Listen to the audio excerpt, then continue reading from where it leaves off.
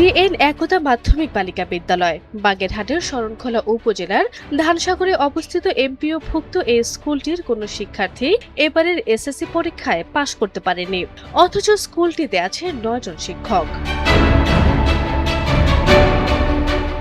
সঠিক প্যাড আর সঠিক তথ্য দিয়ে এসব সামলে নিব এক হয়ে। Monalisa sanitary napkin. সব পরীক্ষার্থীর ফেলের খবর পাওয়ার পর স্কুলটি পরিদর্শনে যায় এনটিভি অনলাইন, কিন্তু সেখানে গিয়েও দেখা যায় কর্মদিবসেও স্কুলটি বন্ধ।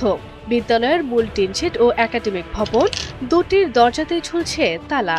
সম্প্রতি আপনারা জানেন এসএসসি 2026 সালের রেজাল্ট দিয়েছে। আমরা এসেছি ডিএন একতা বালিকা মাধ্যমিক বিদ্যালয়, এটি শরণখোলা বাগেরহাট জেলার শরণখোলা উপজেলার একটা প্রতিষ্ঠান।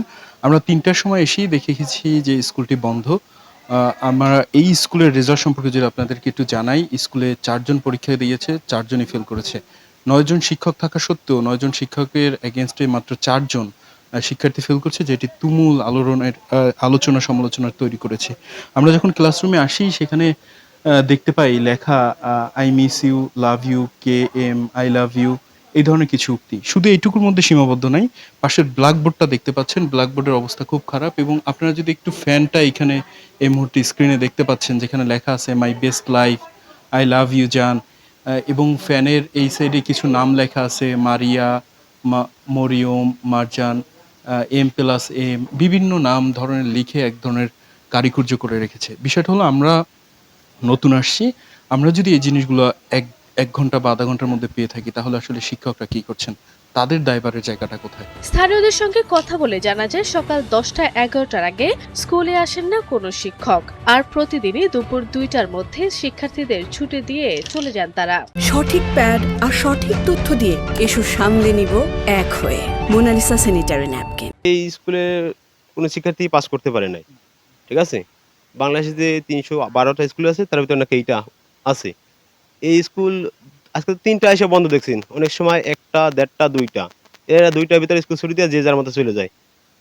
পাশাপাশি আছে কিছু আমাকে মাস্টার, এরা অনেকে আসে 11টা, 10টা, 10:30টা, কেউ নিয়মিত আসে না, পার্মানেন্ট আসে না। 10 জন শিক্ষক থাকলে 5 জন বা 6 জন আসে, 3 জন 4 জন আসে না, এরকম চলতেছে। স্কুলের একটি কক্ষই খোলা পাওয়া যায়, যেখানকার চিত্র ভয়াবহ, হতাশাজনক। চারপাশে ছড়িয়ে ছিটিয়ে রয়েছে ময়লা আবর্জনা ও নির্মাণ সামগ্রী। এতেই শেষ নয়, টিন শেডের বেড়া থেকে শুরু করে সিলিং ফ্যান, বিভিন্ন জায়গায় আপত্তিকর লেখা। আর টেবিলের উপর পড়ে রয়েছে বিবর্ণ জাতীয় পতাকা। 5 তারিখের পরেও বহুদিন পরে স্কুল মোটামুটি একটু ভালো চলে, কিন্তু শিক্ষক অনিয়ম। এই পাশে 2 জন শিক্ষক আছে যা দুনিয়ার বাজে। ওই যে মহিলার সঙ্গে কত উনি থাকে রায়ন্দায়, বাড়ি কিন্তু এই ছেলের সঙ্গে বনিবরাত নাই, এখন রায়ন্দা বাসা রেখে থাকে। ওনার ফোন দিলে বেশিরভাগই অসুস্থ থাকে। আর ক্লাসও খুব মনে করি সপ্তাহের 2 দিন আসে। এই ব্যাপার হলো তার। এভাবে যদি চলতে থাকে আপনাদের এলাকার শিক্ষা ব্যবস্থা ধ্বংস হয়ে যাবে না? হ্যাঁ, ধ্বংস হয়ে যাওয়ার পথে তো, কারণ এত গুরুত্ব না তো ধ্বংস হইতো। এখন যে শিক্ষক আছে আমি নিজের চোখে যেটা দেখেছি, ওরা আসে হয়তো বা 11টা 12টা এরকম সময় আসে, সর্বোচ্চ 2 ঘন্টা 3 ঘন্টা সময় ক্লাসে দেয়, তাও সেরকম না মোটামুটি। তারপর মনে করেন যার যার মতন চলে যায়। আর এখন আমি মনে করি যে কজন শিক্ষক বা স্টাফ আছে, মনে করেন ছাত্রীর চাইতে স্টাফ বেশি আছে। ওরা যদি একটু হয়তো বা একটু কষ্ট করতো বা প্রত্যেকের বাড়ি বেরিয়ে যাইতো বা লেখাপড়া ভালো হইলে মাস্ট গার্জিয়ান এখানে স্টুডেন্ট দিত, বাট লেখাপড়ার মান উন্নয়ন ভালো না, সেই জন্য হয়তো পাশে আর একটা প্রতিষ্ঠান আছে, সব সেইখানেই যায়। এখানে মান উন্নয়ন ভালো না বলে এখানে লেখাপড়া ভালো হয় না, সেই জন্য এখানে স্টুডেন্টও দেয় না। আশেপাশের বাসিন্দাদের সাথে কথা বলে জানা যায় এই দিন বেলা 11টার মধ্যে আফরোজা আক্তার নামে স্কুলের এক শিক্ষিকাকে বিদ্যালয়ে ত্যাগ করতে দেখেছেন তারা। স্কুলের বিষয়ে কথা বলার জন্য ভারপ্রাপ্ত প্রধান শিক্ষকের সঙ্গে যোগাযোগের চেষ্টা করা হলেও বন্ধ পাওয়া যায় তার মোবাইল ফোন। সঠিক প্যাড আর সঠিক তথ্য দিয়ে এসব সামলে নিব এক হয়ে। Monalisa sanitary napkin. আপনাদের স্কুলে আসছিলাম, আপনাদের স্কুলে 3টার সময় এসে আমি আপনাদের স্কুলে বন্ধ পেয়েছি। আপনাদের স্কুলটা সরকারি নিয়ম অনুযায়ী আমাদের আমাদের স্কুল 9টা থেকে 2টা পর্যন্ত চালাই আমরা। এটা সরকারি কি নিয়ম 9টা থেকে 2টা পর্যন্ত চালানো, নাকি 10টা থেকে 4টা? স্যার আমাদের ওই মাধ্যমিক স্যার সব জায়গায় তো 10টা স্যার, তো বলছে যে আমাদের ওই বৃষ্টির জন্য বা অনেক সময় মেয়েরা ওই আসতে একটু দেরি করে, তো মেয়েদের তো আমাদের তো গার্লস স্কুল, সেদিনে স্যার ওই মাধ্যমিক স্যার বলছে যে 9টা থেকে 2টা পর্যন্ত চালান। আচ্ছা, আর একটা জিনিস হলো আপনাদের স্কুলে যে ফলাফল এবার 4 জন পরীক্ষা দিয়েছে, কয়জন পরীক্ষা দিয়েছে এবার? স্যার 6 জন। 6 জন না 4 জন? স্যার 6 জন, এই যে 2 জনের অন্য স্কুলে টাইপ করছিল। ও 2 জন অন্য স্কুলে দিয়েছে, তার মানে আপনার স্কুল থেকে 4 জন দিয়েছে তাই তো? 4 জনই ফেল করছে তাই না? স্যার 3 জন বলে ছাড়তে বললো, ওই ভালো হচ্ছে যে 3 জন পাস করছে, 3 জন ফেল করছে। আপনি কি আপনার রেজাল্ট জানেন? মানে আমি রেজাল্ট সরকারি ওয়েবসাইট থেকে দেখেছি যশোর বোর্ডে, আপনার স্কুলে 4 জনের রোল আসছে, 4 জনই ফেল দেখাচ্ছে, আপনি বলতেছেন 3 স্যার জন। আপনি ওই, আমি তো ওই ওই যে ভারপ্রাপ্ত হেডমাস্টার, উনি বলছিল স্যার, আমি তো ওকে যাচাই করিনি।